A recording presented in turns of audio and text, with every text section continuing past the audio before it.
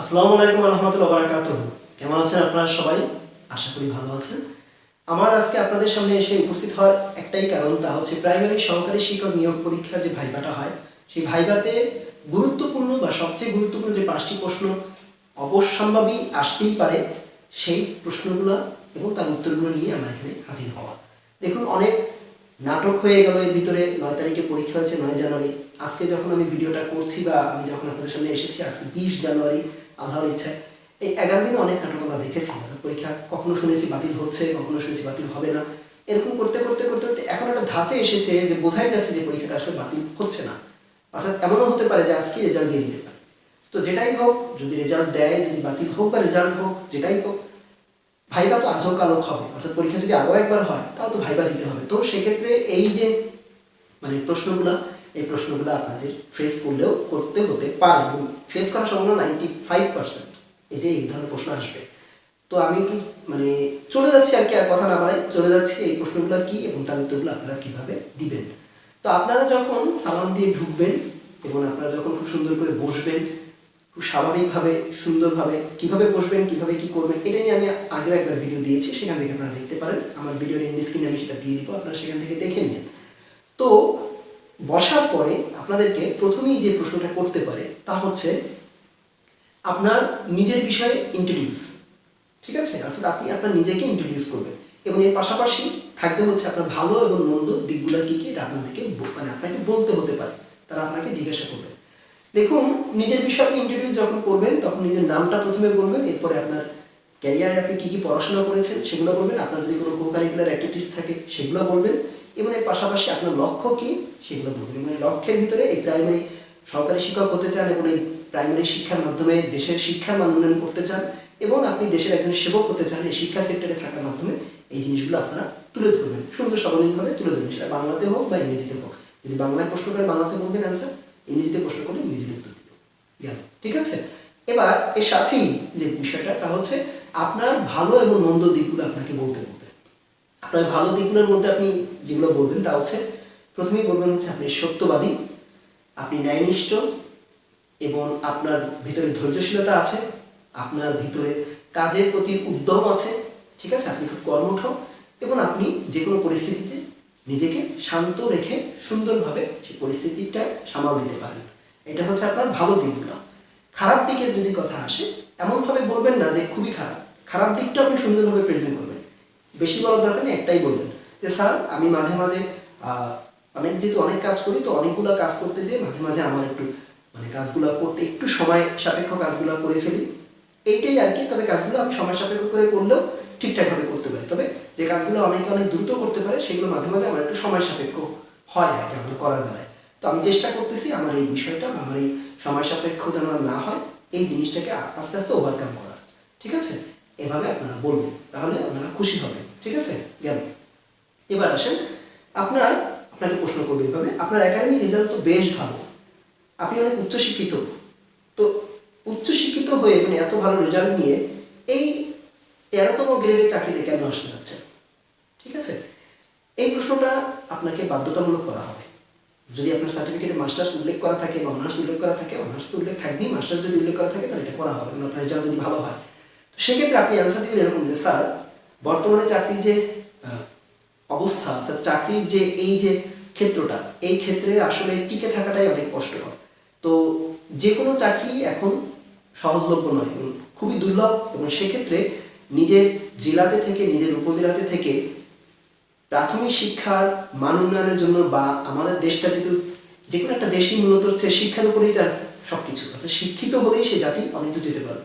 তো সেক্ষেত্রে নিজের জেলায় বা উপজেলায় থেকে নিজের বাচ্চাদেরকে, অর্থাৎ আমার এই উপজেলার বাচ্চাদেরকে বা আমার যে এলাকায় আমি থাকি সেই এলাকায় যদি আমার পোস্টিং হয়, সেখানের যে বাচ্চারা, এটা তো আমারই বাচ্চা, এদেরকে যদি আমি শিক্ষিত করতে পারি, তো আমার দেশটা একদিন অনেক দূর পর্যন্ত যেতে পারে। এই মহৎ উদ্দেশ্যেই আমার এই প্রাইমারি চাকরিটা আসা। আর সত্যি কথা বলতে গেলে স্যার, এর পাশাপাশি যেহেতু চাকরি খুবই দুর্লভ, এই চাকরিটা যদি হয়, এর থেকে সম্মানীয় চাকরি এই গ্রেডের ভিতরে খুবই কম আছে। তাই স্যার আমি চেষ্টা করব, আমি চেষ্টাই করতেছি, প্লাস আমার লক্ষ্যই হচ্ছে এই চাকরিতে যোগদান করা এবং এই চাকরিটা করা। তো আল্লাহ পাক যদি চান, যদি এই চাকরিটা আমার হয়, আমার থেকে খুশি এই পৃথিবীতে খুব কম মানুষই হবে। ঠিক আছে? এভাবে আপনারা বলবেন। ওকে। গেল। এবার আসেন আপনাকে তৃতীয় যে প্রশ্নটা করা হবে তা হচ্ছে প্রাইমারি শিক্ষার গুরুত্ব কী। দেখুন, এই প্রশ্ন যখন করবে তখন আপনি প্রথমেই বলবেন যে স্যার, একটি জাতির সব উন্নতি নির্ভর করে হচ্ছে তার শিক্ষার উপরে। জাতি যদি শিক্ষিত হয় তাহলে জাতি অনেক দূর যেতে পারবে। আর প্রাইমারি শিক্ষাই হচ্ছে সেই শিক্ষিত হওয়ার সর্বপ্রধান এবং সর্বপ্রথম ধাপ।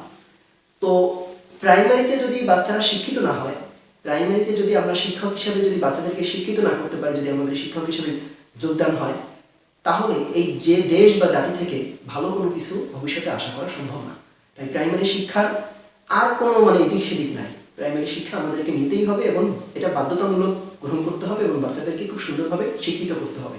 তাই যদি হয় তবে আমরা একটা শিক্ষিত এবং সুন্দর একটা জাতি উপহার দিতে পারবো এবং আমরা পাবো যে জাতি সারা পৃথিবীতে মাথা উঁচু করে দাঁড়াতে পারবে। তাই প্রাইমারি শিক্ষার গুরুত্ব অপরিসীম। এই প্রাইমারি শিক্ষা না থাকলে আসলে শিক্ষার ধাপটাই থাকে না, শিক্ষার বেস বা ভিত্তিই থাকে না। এই ঠিক আছে, এভাবে আপনারা বোঝায় বলবেন। এবার আসলে আপনাকে যেটা বলবে তা হচ্ছে একজন আদর্শ প্রাইমারি শিক্ষকের কী কী গুণাবলী থাকা দরকার, আর যে গুণাবলীগুলো থাকা দরকার তার ভিতরে সবচেয়ে বেশি বা সর্বপ্রথম বা সর্বপ্রধান গুণাবলী কোনটি থাকা দরকার, এই প্রশ্নটা আপনাকে করা হতে পারে।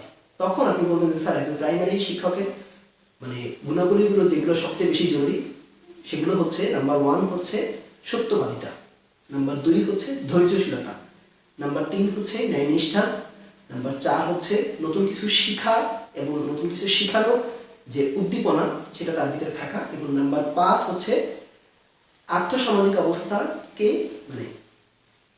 কেন্দ্রীভূত করে বা আর্থসামাজিক অবস্থাকে মূল্যায়ন করে শিক্ষার মান উন্নয়নের প্রতিনিয়ত কাজ করে যাওয়া। ঠিক আছে, এগুলো হচ্ছে একজন প্রাইমারি শিক্ষকের বা একজন আদর্শ প্রাইমারি শিক্ষকের গুণাবলী। আর যদি বলতে বলেন যে স্যার, আপনি যেহেতু বলেছেন যে এর ভিতরে সবচেয়ে বড় গুণাবলী কোনটি, তা হচ্ছে স্যার এর ভিতরে সবচেয়ে বড় গুণাবলী হচ্ছে সত্যবাদিতা। একজন প্রাইমারি শিক্ষক তিনি যদি সত্যবাদী হন, এবং এর পাশাপাশি যদিও স্যার ধৈর্যশীলতা জরুরি আছে, বাট যদি একটা গুণাবলীর কথা বলেছেন সবচেয়ে বেশি জরুরি, তা হচ্ছে ধৈর্য সত্যবাদিতা। তো যদি সে সত্যবাদী হয় তাহলে সে অবশ্যই বাচ্চাদেরকে সত্যবাদিতা শেখাতে পারবে এবং একজন সত্যবাদী নাগরিক হিসাবে তাদেরকে গড়ে তুলতে পারবে। তাই যদি সে পারে তাহলে এই দেশ বা জাতি সত্যবাদী কিছু নাগরিক পাবে যারা দেশটাকে সুন্দরভাবে এগিয়ে নিতে পারবে। আমার মনে হয় স্যার সত্যবাদিতাই সবচেয়ে বড় গুণাবলী। এটা গেল। এবার আসেন শেষ প্রশ্ন, তা হচ্ছে শিশুরা ক্লাসে মনোযোগী না হলে কি করবেন।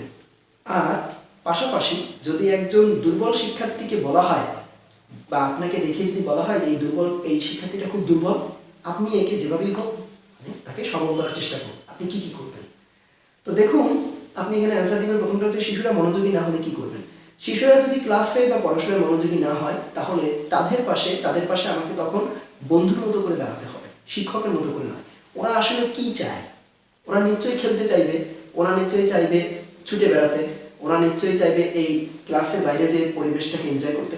তো আমি ওদেরকে ক্লাসের বাইরে নিয়ে বা ওরা যেভাবে পছন্দ করে ওদের কাছ থেকে আগে জানবো, ওরা ঠিক যেটা পছন্দ করে তার মাঝখানে থেকে আমি তাদেরকে শেখাবো। ধরেন ওরা যদি ক্লাসের বাইরে যায়, ওরা যদি বাইরে যে ঘুরতে পছন্দ করে বা খেলতে পছন্দ করে, আমি ওদেরকে নিয়ে বাইরে যাব, বাইরে যে আমার যে ক্লাসের যে টাইমটুকু সেই টাইমটুকু আমি ওদেরকে খেলতে দিব।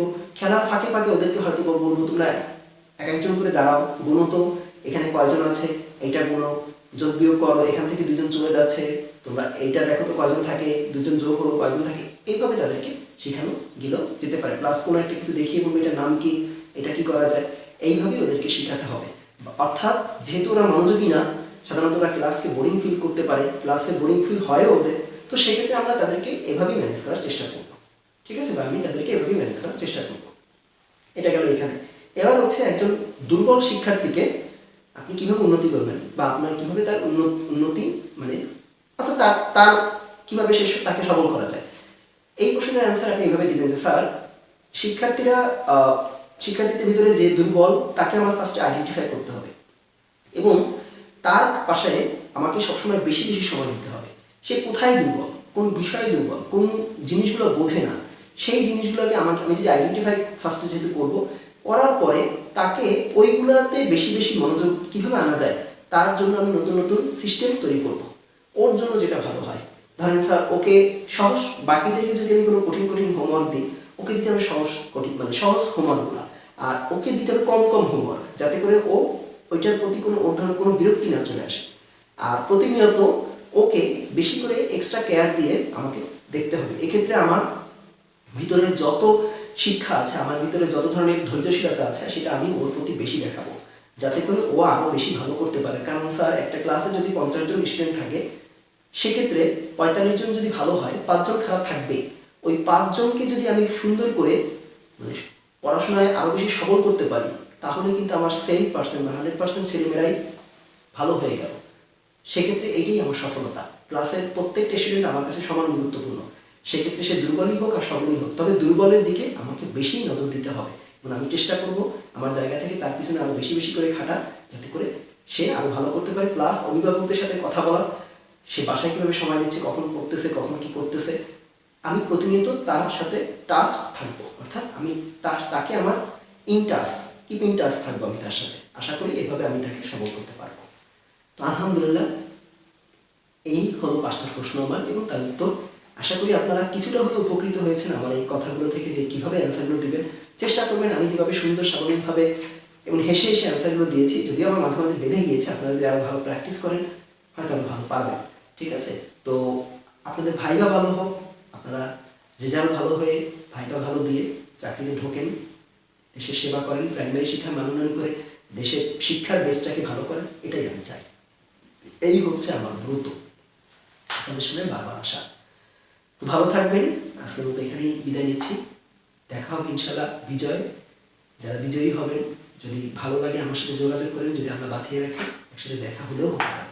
সেই পর্যন্ত বিদায় নিচ্ছি। সেই দেখাটা হোক, সেটাই আমি চাই। আর যারা যদি টিকতে না পারতেছেন, কোনো সমস্যা নেই, পরের বারের জন্য আছি আমি, আল্লাহর ইচ্ছা।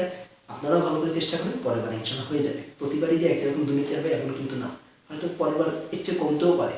আর আল্লাহ যা রিজিকে লিখেছেন চাকরি, কোনো দুর্নীতি সেই চাকরি ঠেকাতে পারবে না। ঠিক আছে? আল্লাহ পরে ভরসা রাখুন। ফি আমানিল্লাহ। আজকে মতো বিদায় নিচ্ছি। আল্লাহ হাফেজ। আসসালামু আলাইকুম ওয়া রাহমাতুল্লাহি ওয়া বারাকাতুহু।